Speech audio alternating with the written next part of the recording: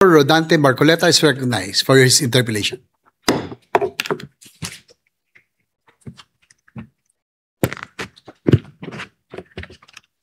Maraming salamat po, Mr. President. In Section 3 of Republic Act number 11983, Mr. President,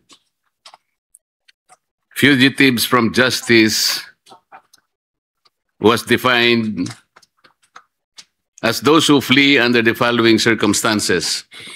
Number one, after conviction by a Philippine court to avoid punishment, or after being charged in a Philippine court to avoid prosecution. Did I quote the law correctly, Mr. President?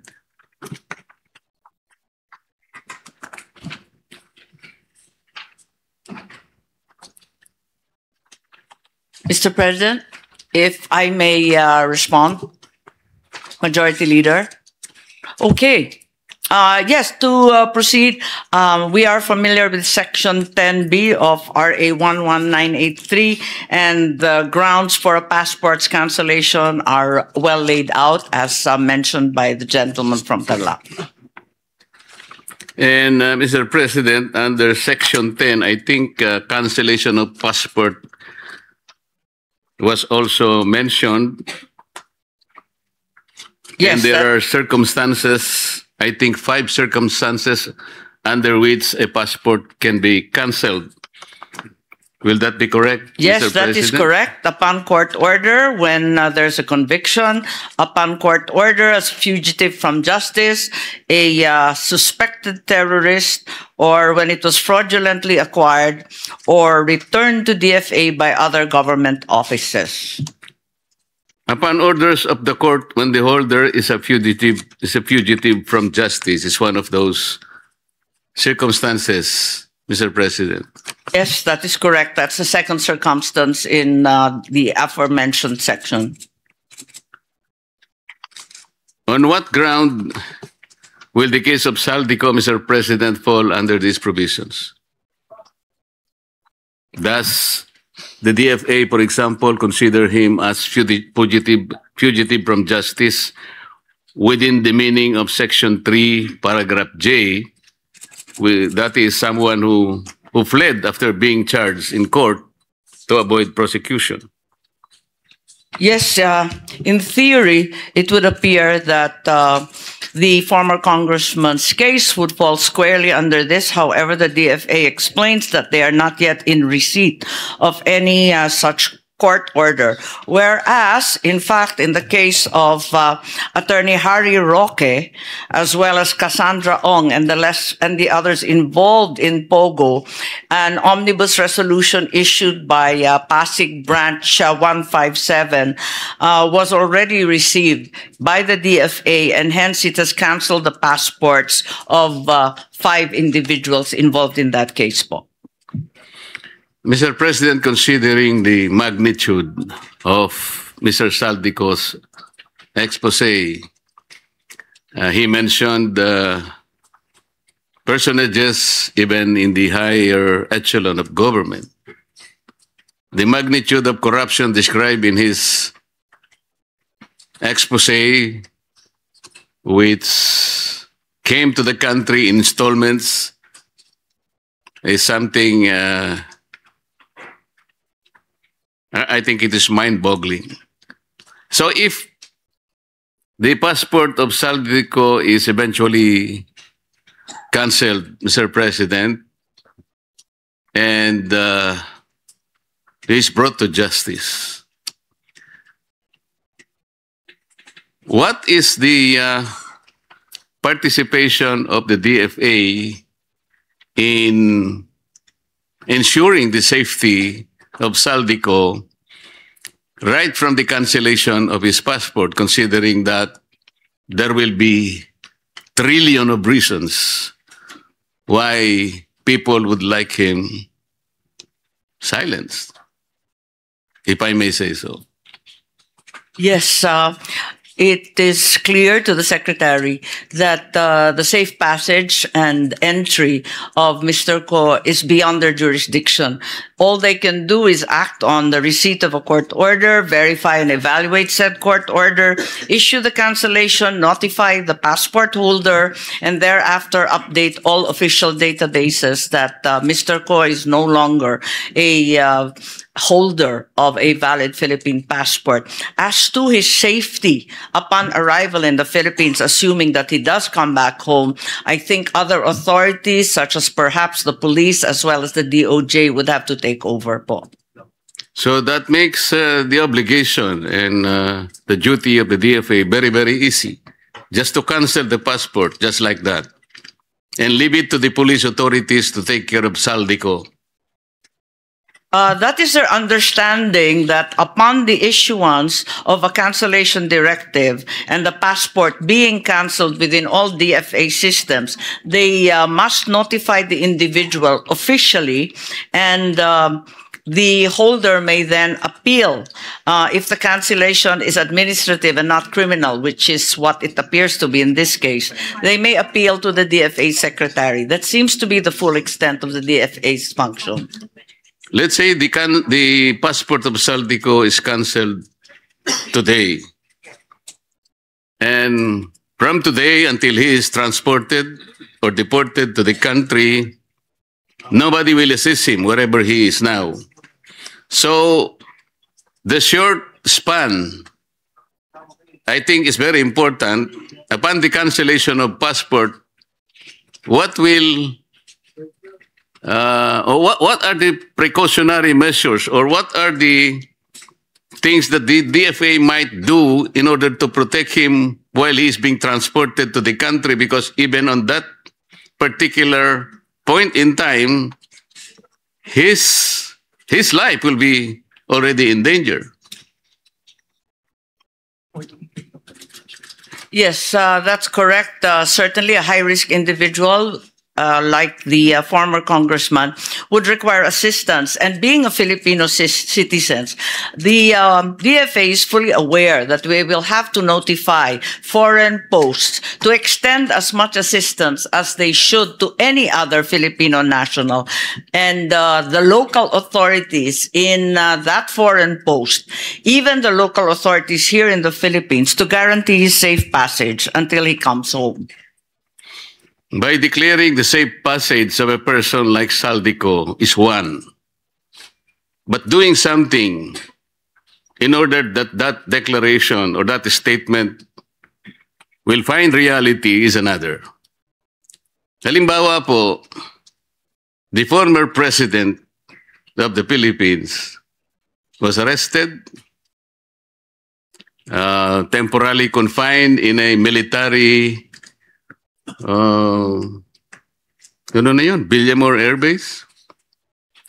And he was eventually turned over to the Netherlands, halfway around the planet. If the DFA is concerned about the citizens' right, paano nangyari yun? But that is a question later. I am only trying to cite this one kasi sinasabi natin, you can make all the precautionary measures, all the protective measures you can think in the world. Pero ganun lang. So, pwede bang malaman namin ng may konting detalye ba tayo na mapangahawakan, like ano po ang ginagawa nyo usually sa ganitong sitwasyon? Ito lang siguro ang sitwasyon na very, very noble. Why? Saldico is not now an ordinary fugitive. He happened to be the key to the unlocking of all these anomalies, the bigger anomalies associated with our flood control projects. This is, I think, the biggest anomaly in the history of our country. So hindi lang po ganun nasasabihin natin, inalis po natin yung, na-cancel na po yung passport ba? Pero ano po talaga ang gagawin? Bigyan nyo nga kami ng halimbawa kung ano yung mga precautionary measures just to make him, halimbawa, hindi lang yung ordinary diligence or ordinary protections you have in mind, because we need to hear him. Marami siyang sinabi, and I think the Filipino people are waiting na ma-process natin lahat yung kanyang sinabi. Especially the personalities behind his expose. Alam natin, napakaraming taong interesado sa kanya. Yung mga taong binanggit niya. At hindi po pangkaraniwang tao yung mga yun. So hindi lamang po administrative na parang ganun lang kasimple. So we can now cancel the passport of Saldico. If you understand, Mr. President. That's right. Upon cancellation, as mentioned earlier, the DFA is duty-bound to inform the holder of that passport that he no longer carries a valid document. And thereafter, as they would for any other Filipino citizen, they must, to the extent of their office, be able to guarantee safe passage. Tulad nga ng sinabi ninyo, kakaibang testigo at passport holder si Saldico. At kinakailangan yung safe passage nga niya, magarantiya. So unang-una, yung mga foreign posts sa kanyang pinanggalingan, kung Portugal man yan o Japan o kung saan man siya, sasabihan natin yung mga Philippine Embassy at konsulado doon. Ganon din yung konsulado doon, kinakailangan timbrehan din yung kapulisan at yung iba pang law enforcement agencies doon sa foreign country na yon. Pagkatapos noon, yung DFA aabisuhan rin sa paglapag dito sa Pilipinas. Yun ang tanging magagawa po nila. Yun lang ang tanging magagawa nila, Mr. President. Pero yung mga kalaban, na perceive na kalaban na binanggit niya sa kanyang expose, magagawa din nila Natakutin po yung inyong mga tatawagan. O maaaring susuhulan nila yung mga opisinang pagsasabihin niyo to protect Saldico at all cost. Tama po ba yung aking iniisip na meron din silang kakayahan? Maliwanag na higit ang kanilang kakayahan dahil mabibigat ang binitawan niya sa makapangyarihang mga tauhan at opisyal. Siguro ang maaari ring gawin ng DFA ay humingi sa mga foreign governments ng armed escorts or karagdagan na security dahil sila naman ang nandun at may kakayahan. Baka maaari rin siguro, maliban pa sa mga foreign postings natin, yung Philippine Embassy, yung konsulado, humingi na rin ng tulong dun sa mga law enforcement sa ibang dako. Kaya po ba nilang gawin yun, Mr. President? Kaya naman nilang gawin yun. Parati naman sila nakikisuyok kapag may gulo, kapag may aberya, kung may problema. At eto nga, yung issue ng fugitive, hindi ito magiging kauna-unahang pagkakataon na nasabihan yung foreign countries po. Salamat po sa inyong optimism, Mr. President. Sana po ay mangyari yun. At si Saldico ay malaya at walang kagalos-galos na makauwi sa ating bansa upang sa ganun ay maproseso ang lahat ng kanyang sasabihin at ang taong bayan po ay masatisfy sa lahat ng mga kaugnay na steps na gagawin upang sa ganun ay makamit po natin ang katarungan. Maging accountable po ang lahat ng mga taong binabanggit doon sa kanyang expose. Kung yan po ay panaginip, para sa akin, sana po ay magkatotoo. At alam ko po, ang ating sponsor ay ganun din ang kanyang iniisip. Kung maaalala po ninyo, dun kay Congressman Arnie Teves, na gawan naman ng paraan ng ating DFA na maiuwi yung si Congressman dito sa Pilipinas. At hanggang ngayon, nananatili pa siya dito sa atin. Opo, pero si former Congressman Arnie Teves po ay hindi naman po nag-expose ng ganung napakalaki pong mga pangyayari na nakapagdulot po ng kalungkutan sa ating mga mamamayan. Totoo po yan at alam niyo na sang-ayon po ako sa sinasabi ninyo. Magbigay po tayo ng mas akmang halimbawa, Mr. President. Section 17 po ng ating Republic Act 9851. Ito po yung Philippine Act on Crimes Against International Humanitarian Law, Genocide, blah, blah, blah. Sa Section 17 po, Mr. President, sinasabi, the state, ang Pilipinas po, shall exercise jurisdiction over persons, whether military or civilian, suspected or accused of a crime defined and penalized in this Act, regardless of where the crime is committed, provided any one of the following conditions is met. Una, the accused is a Filipino citizen. The accused, regardless of citizenship or residence, is present in the Philippines, or the accused has committed the said crime against a Filipino citizen. Ito po yung bone of contention. In the interest of justice, the relevant Philippine authorities may dispense with investigation or prosecution of a crime punishable under this Act if another court or international tribunal is already conducting the investigation or undertaking the prosecution of such crime. Instead, the authorities may surrender or extradite suspected or accused persons in the Philippines to the appropriate international court, if any, or to another state pursuant to the applicable extradition laws and treaties. Mr. President, anong bahagi po nung binasa ko ang nag-apply kay former President Rodrigo Duterte? Sa pakiwari ko po, wala. Ngunit, ang pagkasabi nung dating DOJ Secretary Remulla na ito ang nagbibigay daan para sa pag-aresto, sa kidnap at sa extraordinary rendition ni President PRRD without any warrant of arrest or any order issued by a Philippine court. So, in my opinion po, and clearly from the transcript of the investigation conducted by this body, then Secretary Remulla appeared to be of the stance that an administrative arrest can be done under the word surrender.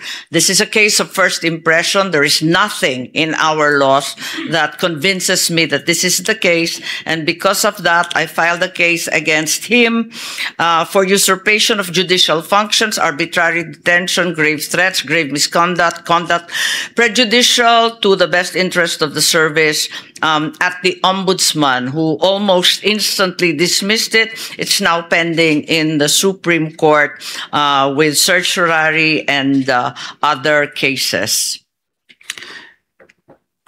What is the participation, if any, Mr. President, of the Department of Foreign Affairs in the entire exercise?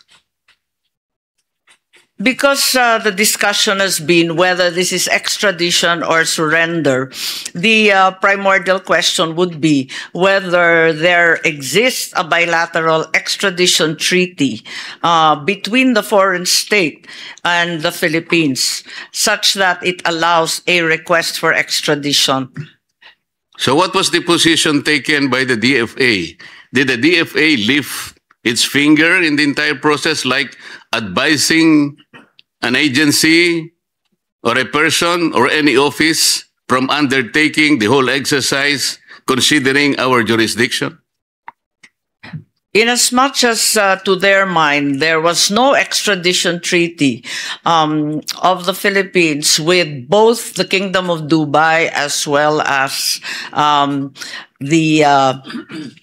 Netherlands. The Netherlands, the DFA states that the ICC judicial process lies outside its mandate and does not form any part of its obligations under Philippine extradition law.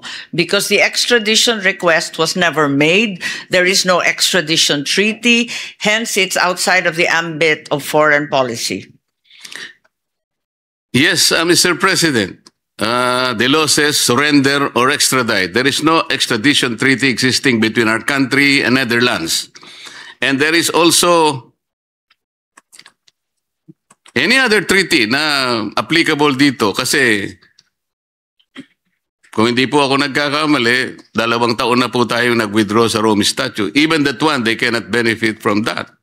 So what is the difference really between surrender an extradition, except for the spelling. To my mind, surrender is unclear because there is no well-delineated definition or process in our laws. Extradition, on the other hand, is fairly clear-cut. In any case, what appears to be clear is that with extradition, there should be, in all cases, a filing of a petition by the DOJ and the RTC. The RTC should issue summons, and thereafter, if it sees fit, issue a warrant for the arrest of the accused. All of this did not occur. DFA further states that the ICC is not a sovereign state. Hence, any request for the surrender of a person to it will not be handled by the DFA, but by the law enforcement authorities. So that appears to be the situation with the kidnapping, as it were, of former President Duterte. Mr. President, when the former president was arrested in March this year, he was arrested and detained shortly at the Villamor Air Base until he was turned over to the ICC in The Hague, Netherlands. Yun po yung nangyari. Tama po? Yes, tama po. Ang sabi po ng ating pamahalaan, we simply cooperated with the Interpol, not with the ICC. Is that correct? Yun po ang dahilan nila, pero maliwanag na yung Interpol hindi na naman nagbigay ng anumang red alert. Ang pagkakaalam ko po, although hindi naman official po na inamin, yung ICC po ay nag-issue raw ng warrant of arrest against the former president. Tama, wala po, kundi simpleng diffusion notice lang po ang pinamigay. Na napakaliwanag dun sa diffusion notice na kinakailangan ng warrant of arrest na manggagaling sa mga authorized court. But Mr. President, may hawak nga po silang kopya ng warrant of arrest pero wala po sa papel. Nandun lamang sa cellphone ni General Torre at the time. Tama. Yun din ang sinabi. Yun din ang salaysay ni General Torre na pinakita daw niya sa cellphone at lumipas ang ilang oras bago binigyan ng maayos at hard copy, ika nga. Kung Interpol po ang pinagbigyan ng ICC and the Interpol is the one to serve the warrant of arrest to the former president, which office is the local counterpart of Interpol in this country, Mr. President?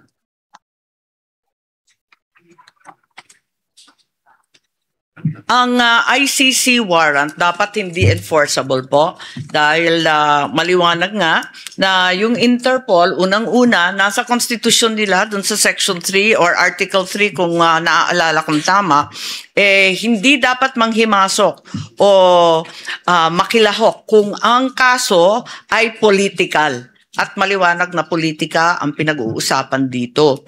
So, yun nga ang nangyari at hanggang ngayon ay nakakulong pa rin ang dating Pangulo. Tama po kayo, Mr. President. Yung diffusion kasi, ang pagkakaalam ko, it is an informal international alert circulated through Interpol channels to request cooperation from member countries. It corresponds to the notices like, may color-coded pala to red, yellow, blue, black, green, purple, and orange if they must comply with Interpol's constitution rules of processing the data. Sa mga tweet, wala pong ibinigay sa Interpol na warrant of arrest, Mr. President. Tama po ba yun?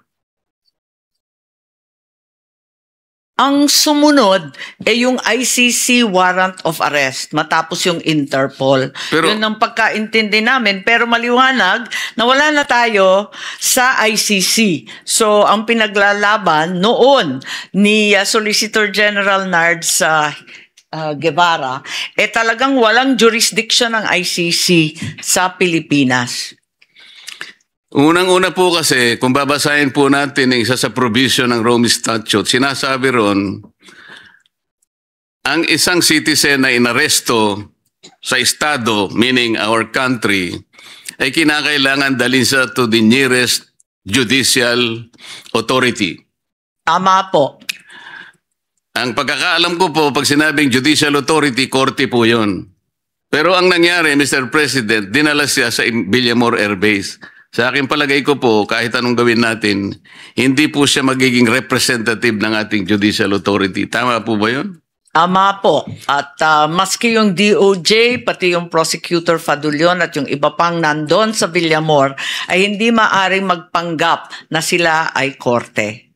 Hindi nga po kasi yung DOJ po, executive department po yun. Ang pagkakaalam ko po, ang judicial department po, ito po yung mga korte. Kaya malayong malayo po at hindi nila tinupad mismo yung provision ng Rome Statute. Ngayon, Mr. President, ang tinatanong ko po kanina, kung yung Interpol ay wala sang kopya ng warrant of arrest, paano po nagkaroon ng warrant of arrest si General Torre para siyang mag-serve sa dating Pangulo? Saan po galing mismo yung warrant of arrest? Yes, ang pagkaalala ko dun sa hearing, pinadala electronically ng ICC dun sa kanilang counterpart dito sa Pilipinas, which is the Philippine Council for Transnational Crime. Yan nga po. If the local counterpart of the Interpol is the PCTC, sila po dapat ang nag-serve ng warrant of arrest. At sila din sana ang nagbasa ng Miranda rights. Ang nangyari po, baligtad eh. Ang nag-serve po ng warrant of arrest is General Torre, siya pa yung nagbasa ng Miranda rights. So hindi po nasunod yung tuntunin mismo na binabanggit nila, Mr. President. Tama po. At nagtaka rin po kami kasi ang nakita natin, yung nandun, si General Torre, sabay nung sinasabing Special Envoy, Ambassador Lacanilaw.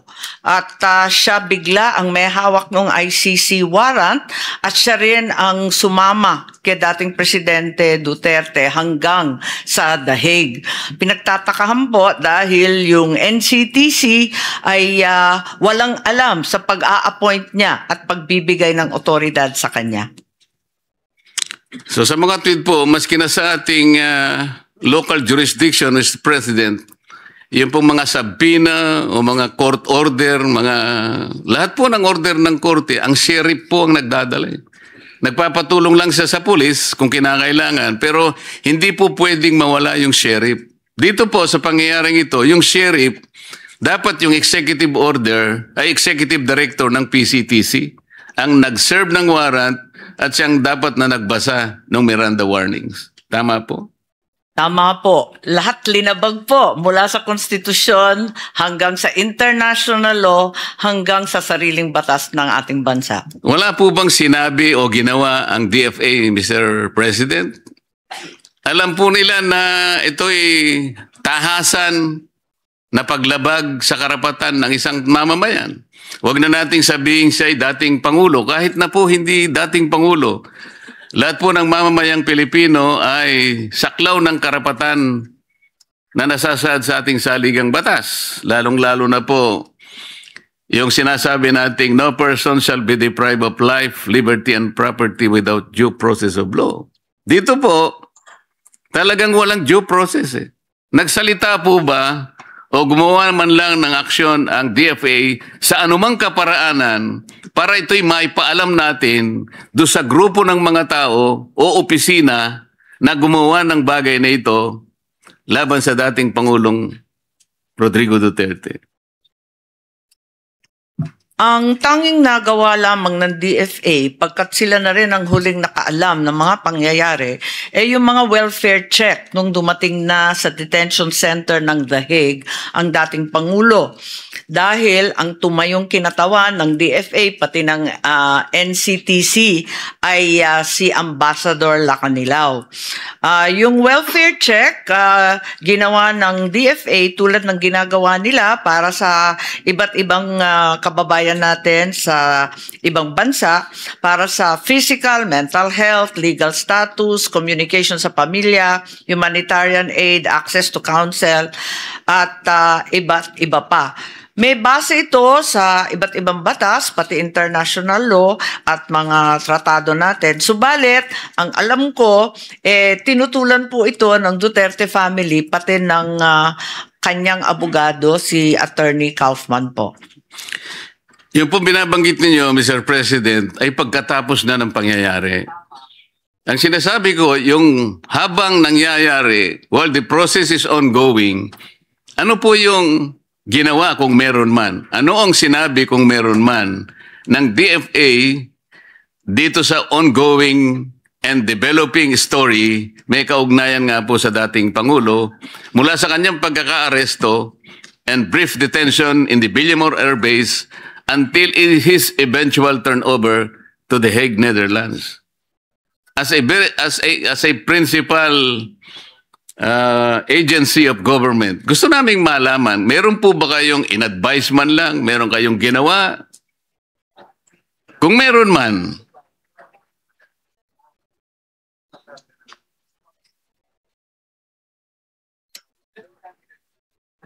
yes, sa pakikinig ko sa DFA, hindi nila nabalitaan itong mga pangyayari, kundi tulad natin, nakatutok lamang sa telebisyon at sa radyo hanggat tapos na ang lahat.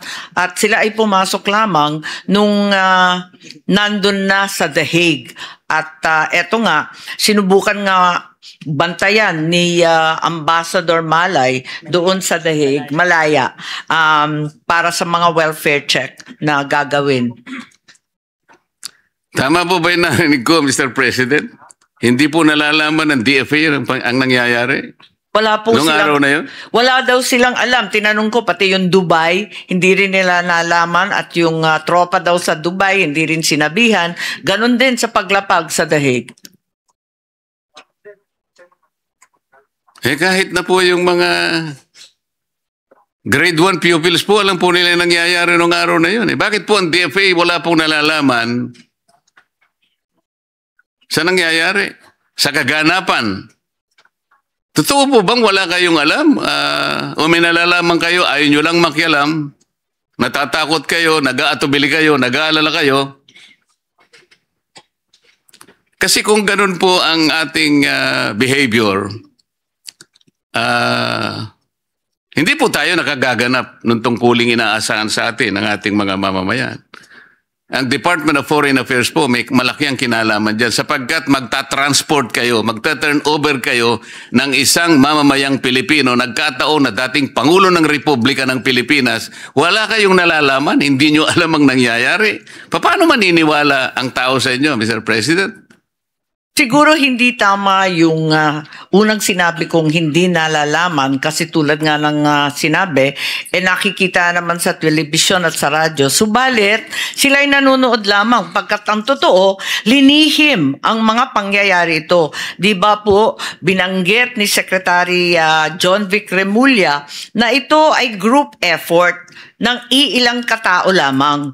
At sila-sila lang ang nag-uusap. Hindi naman na dinamay ang DFA, hindi naman sinabihan yung mga ibang dapat na nandun, yung National Transnational Council at Transnational Crime Council. Hindi naman sila sinabihan Iilan lang talaga ang napiling nandun. Nakakatuwa pa nga dahil yung Villamor, kung tutuusin, talagang Air Force facility. Pero ang nag-take over yung PNP at naging caterer na lamang yung Air Force. Hindi rin daw nila alam.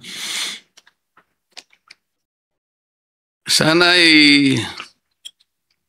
magkaroon kayo ng magic, Mr. President. Mapaniwala ninyo ko doon sa ganong kababaw na pangangatwiran na talagang hindi nila alam.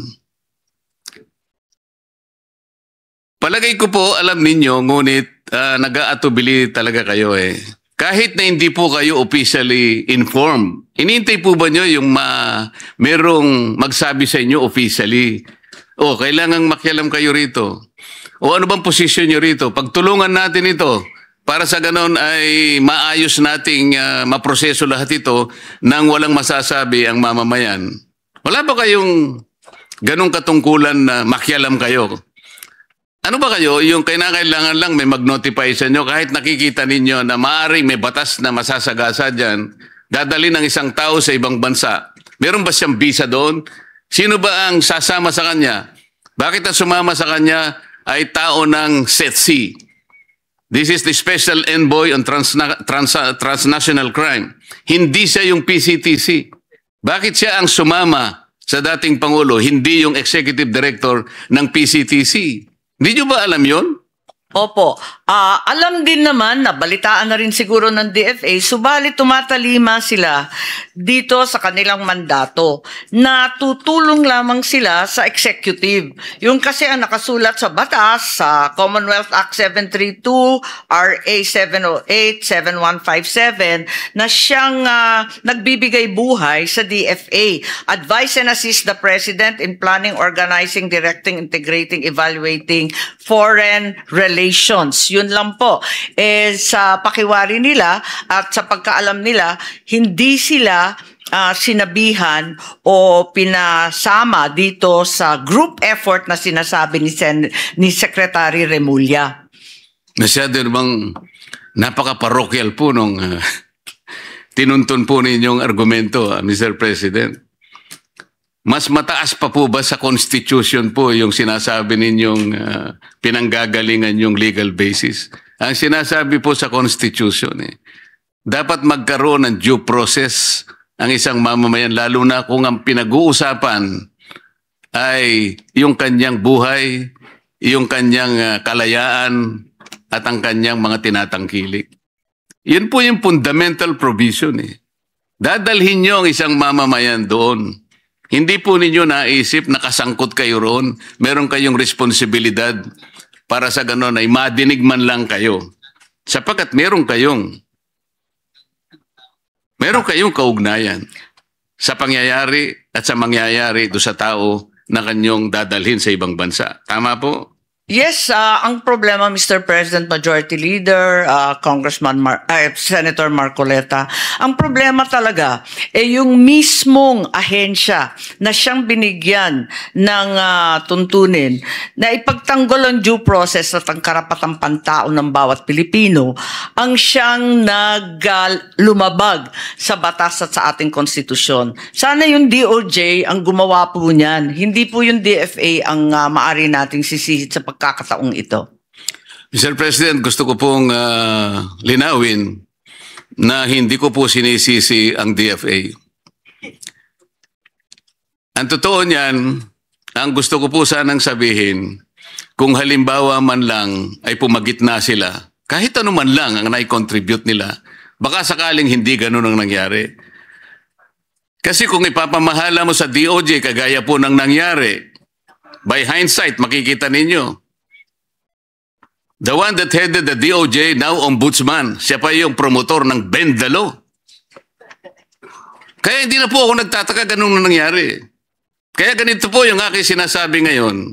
Baka naman, dahil sa inyong pamamagitan, maisip naman ng mga taga-DOJ at taga-DILG at kung sino pa ang ehensiyang sumama dyan. Oo nga naman, may katwiran ng DFA.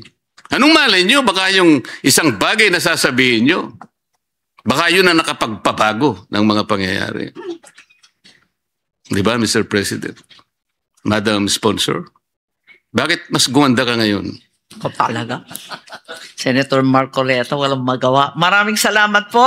At yun din ang sabi ng DFA, pag-aaralan po nila ang aabot kaya ng kanilang mandato at itutuloy-tuloy po ang welfare check kung hahayaan ng pamilya at abogado. O sige, nabanggit nyo rin lang yung welfare check na yan.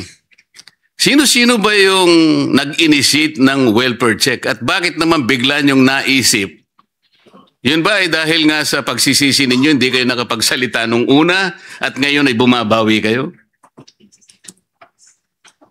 Yung embassy staff, pangkaraniwang pumupunta sa konsulado, pumupunta at gumagawa ng consular welfare checks sa iba't ibang Pilipino na nakukulong sa ibang bansa.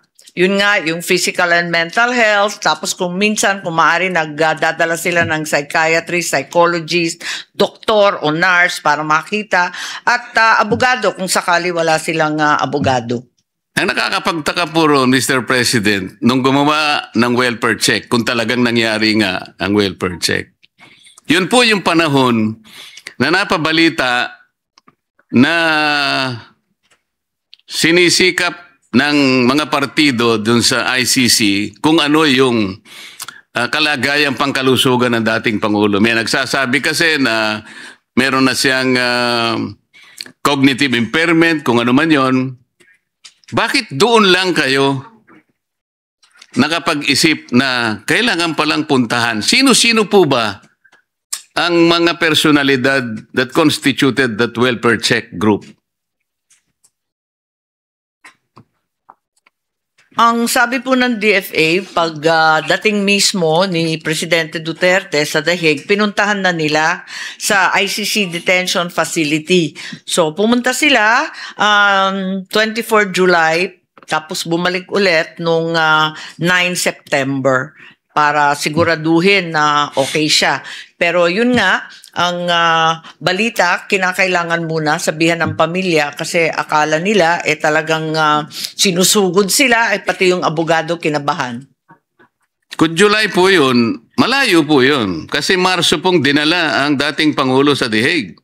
Kung pumunta kayo July, matagal-tagal na po yun. Kaya sinasabi ko po, parang naugnay dun sa pangyayari na sisiyasatin ang Pangulo dahil nga hindi siya fit for trial dahil nga sa napabalitang problema sa kanyang kalusugan. Doon naman napabalita na nagkaroon ng welfare check. Para ang nangyari po ngayon, kaya nyo chinecheck ay para malaman kung fit siya na mag-undergo ng trial. Yun po yung naging konklusyon ng representasyon ito. Sapagkat sana pagkarating o kaya regularly ginagawa yon, hindi kayo mapag-aalinlanganan na ginawa nyo lamang yon sapagkat gusto nyo talagang ma-check kung fit or hindi. Baka merong nag-utos o may nag-suggest na, sige nga, tingnan natin kung hindi siya fit for trial. So parang merong bad faith ang pangyayari. Mr. Wala President. naman pong bad faith. Maaring hindi maliwanag ang aking salaysay. Paglapag na paglapag, ang ating embahada ay pumunta kagad sa dating Pangulong Duterte upang magbigay ng toiletries, clothing, winter gear. Malamig pa kasi nung Marso. So, pumunta sila kaagad-agad, binigyan ng winter gear po. Tapos, sinabihan na nga yung ICC at yung Dutch authorities na i-examine siya kaagad-agad kasi marami na ngang sakit ang dating Pangulo at gusto nila magbigay din at tumulong para sa humanitarian visa para sa mga opisyal, individual, pamilya na lilipad sa The Hague. So dumating sila doon, Marso kaagad-agad. May regular check-up, yung tinutukoy na July visit at saka yung September visit, follow-up na po yun. Sino-sino po ang mga katauhan na nag-constitute ng welfare check? Sino-sino sila?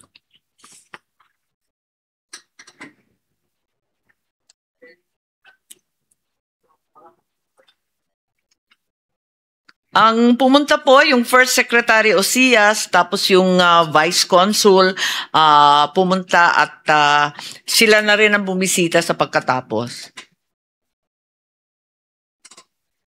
Walang doktor po? Paano po naging welfare check yun? Wala palang doktor. Yung welfare check ng DFA ay para lamang sa mga basic needs, toiletries, winter gear, palibasa malamig pa nun, ganun lamang. Samantalang yung ICC detention facility, meron naman silang medical access at pinupuntahan ng doktor at linabas pa nga nung una si Presidente Duterte at inexamine sa ospital at binigyan na rin ng mga gamot. Pwede po bang malaman kung nakausap ang dating Pangulo ng mga taong pumunta roon at tingnan nga yung kanyang welfare? Nakausap po ba siya? At kung nakausap siya, ano naman po yung sinabi niya? Actually, kinakausap si Pangulong Duterte. Ang pagkadinig ko at ang pagkakwento ng DFA, tinatanong siya kung sapat ang kanyang pagkain, kung giniginaw siya, kung kakayanin niya yung pagkulong doon. At ang problema, kahit hindi niya makain yung pagkain sa loob, hindi naman sila, yung embassy at yung konsulado, hinayaan magdala ng Filipino food. Yun ang problema dahil pinagbawal po yun. Kaya ang mga pamilya nagrereklamo na napakapayat na ng dating Pangulo. While you're there at that topic, can you ask the DFA if they have news about the breaking news now that former Secretary Harry Roque has been arrested in the Netherlands? It's in the news. Check it out if it's fake news or whatever. While it's in the breaking news, Mr. President, the DFA is still in the process of verifying as they've had no information from the Netherlands.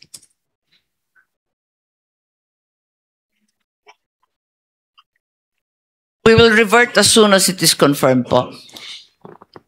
May I continue, Mr. President? Yes, please continue, Your Honor. So, yung welfare check group, nakita nila na yung pagkain ay hindi yun ang gustong kainin ng former president.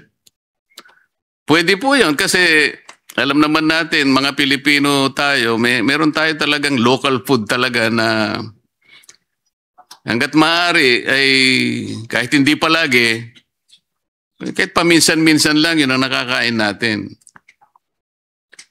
Hindi po ba nyo na ipakiusap sa kung sino man ang dapat kausapin doon sa kanyang kinapipiitan na payagan nyo naman kumain ng ganito? Siguro kung hindi nyo kayang lutuin kasi paksiw ang gusto niya, hindi nyo naman alam kung ano yung paksiw, pwede bang payagan nyo yung isa na magdadala niyan? Ba't hindi nyo po sinabi yun? Paano po naging welfare kung hindi nyo man lang naipakiusap? Pagkain po ito eh. Ito po ay magsusustain sa kalusugan ng Pangulo eh. Kapag ka po yung pagkain, katulad ko po eh, ayoko po ng mga pasta-pasta eh. Mga, ewan ko po eh, siguro pansit okay sa, pero yung pasta hindi ko kinakain. Ito po dapat ang ginawa ninyo eh, ipinakiusap ninyo eh. Kasi kung hindi niya makakain yun, ay talagang papayat yung tao. Tama po, Mr. President? Yes, Mr. President, yan na nga ang rinereklamo pati ng pamilya kasi pinagbabawalan ng matindi nung detention facility. Yung pagpasok ng anumang pagkain mula sa pamilya, sa mga OFW na sangkatutak na kalderon dinadala doon kung tutuusin at mismo yung mga embassy. Ang totoo, isang buwan bago makapag-schedule ng welfare visit, pati ang pamilya. At kapag na-late, talagang yung isang oras mo ay babawasan ng oras na na-late ka. Mismo tayo po, Senator Marcoleta, pinagpilitan natin, mabisita ang dating Pangulo, hindi tayo pinapapasok. Talagang napakahigpit po nila. Mabuti na sabi mo yan, Madam Sponsor. Ayoko na sanang banggitin yan. Totoo po yan eh. Ako po nakiusap sa ICC. Meron po silang formularyo. Ito po, naririnig ng DFA. Online po yun eh. Pagkatapos niyong ma-fill up ang request ninyo, you will be given 15 days within which to wait kung na-approve po ang inyong application or not. So pinagtiyagaan ko po yun, Mr. President. Optimistic as I am, kasi po yung nakakuha ko pong airfare ay kailangan umalis ako on the 14th. Iniisip ko naman na tamang-tama lang. At ako po, optimistic ako na pagbibigyan ako dahil sinabi ko lang naman po ron, kahit na ilang minuto lamang po, gusto ko lang makausap yung dating Pangulo because I wanted to personally thank him doon sa ginawa niya pong pagsuporta sa akin. Siguro naman po, hindi niyo ako masisisi na maging optimistic sapagkat kahit sino sigurong klase ng tao sa balat ng lupa, tatanggapin niya yung argumento na gusto mo lang magpasalamat ng personal. Sinabi ko naman po doon I campaigned for the Senate at ito nang po ako ay hindi biro-birong endeavor. Napakalaki po ng kanyang nagawa sa aking palagay kung bakit narito po ako ngayon sa Senado. Ito po yung masakit, Mr. President. Dahil wala po akong contact doon sa ating ambassador sa The Hague, sa Netherlands, nagpatulong po ako doon sa ating kaibigan na ambassador din, hindi ko na po babanggitin ang pangalan.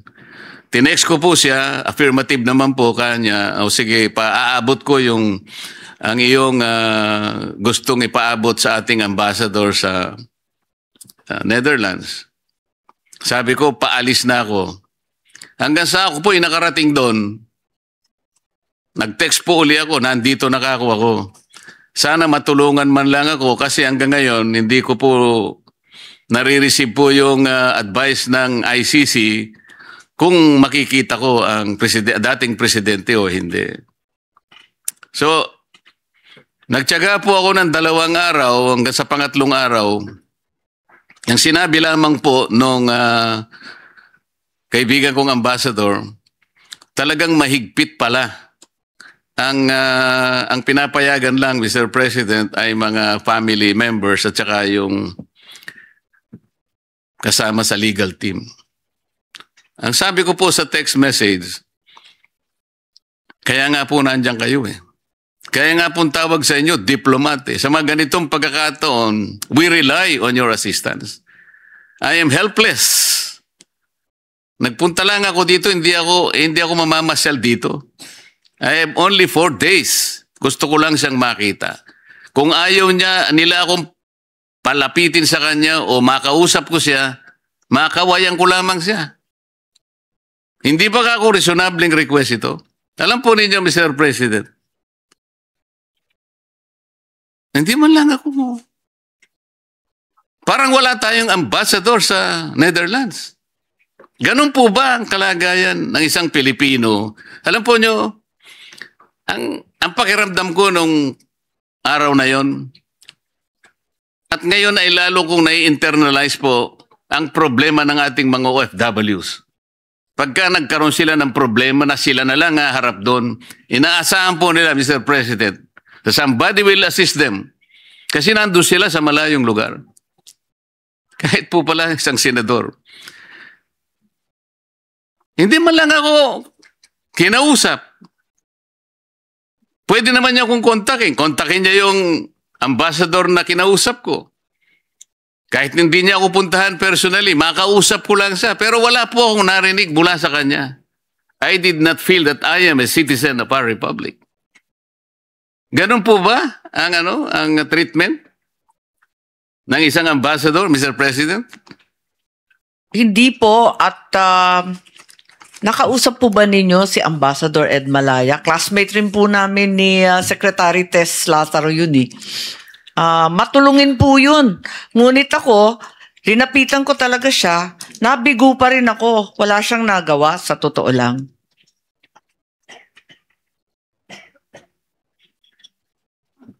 Nabuti pa kayo, nagkita kayo, Madam President. Ako po nakikiusap lang Nandito ako. Aalis ako bukas. Sana man lang, makawayan ko man lang. Meron ba siyang magagawa? Wala. Ni text po wala eh. Sana man lang tinawagan ako. Baka sakali pong kahit papano hindi na ako nagkwento ng ganito rito. Pero kapag nakaharap po sila sa Commission on Appointments, Mr. President, ito, totoo po ito. Ilang beses ko pong nakaharap ang karamihan sa kanila. Habang sila'y nagpapakonfirm po. Talaga pong kulang na lang na. Yun po yung sentimiento eh. Kaya ko po kinukwento lahat ng ito. Mula po sa pagkakahuli sa kanya, pagkaka-detain at pag-transport, wala po sa lahat sa batas eh. Illegal lahat, irregular lahat. Hanggang ang kanyang pagiging akusado o respondent in The Hague. Gusto ko pong malaman sa DFA ngayon, nung tayo po ay mag-withdraw sa Rome Statute,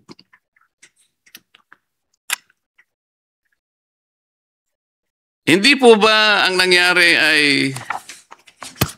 lumampas na yung prosecutor sa kanyang right to investigate? Kasi sinayang po niya yung 1-year period na ibinibigay ng Rome Statute para sa isang bansa na maghain ka ng asunto, kahit nag-withdraw pa siya, ay hindi kaagad binibigyan ng effectivity yung withdrawal, binibigyan kayo ng 1 taon. Tama po, hindi? Tama po. Nag-withdraw po tayo noong 2019 at hanggang 2020 madadala yung kaso sa ICC. Yun ang pagkaintindi ko po. So ini-invoke po nila yung Section 127 ng Rome Statute na kapag ka po yung krimen na naganap ay nasa period pa nung nandun ka at ikaw ay miyembro ka pa, party state ka, ay kasama pa rin yun. Ngunit nakalimutan po nila na nag-withdraw na tayo sa Rome Statute. At nung hilingin po ng prosecutor the right to investigate, lampas na po siya ng halos 2 taon mahigit. Tama po. 2021 na sila nagsimula mag-imbestiga. Bakit po, alam ko naman po napakaraming abogado ng DFA, bakit hindi po ninyo tulungan, halimbawa, kung sino man ang dapat tulungan dito? Hindi naman ang pinag-uusapan dito, panig lang tayo ng gobyerno. Paano yung mamamayan na nalalagay po sa ganitong kalagayan? You can help them in so many ways. Ano po ang ginawa ninyo? Kung maalala po ninyo, hindi yung DFA, kundi yung DOJ at mismo si Solgen Menardo Guevara ang siyang pumunta sa The Hague para ipagtanggol ang Pilipinas at sabihin na wala ng jurisdiction ang ICC sa atin pagkat lampas na nga yung 1 year na transition phase. Kaya eto nga, pinaglalaban hanggang ngayon ng mga abogado ni Presidente Duterte dati na walang jurisdiction ang ICC sa kanya at sa buong Pilipinas at ito ay natalo sa unang pagkakataon, ngunit on appeal siya ngayon. Pero ang posisyon po ng ating pamahalaan, Mr. President, ay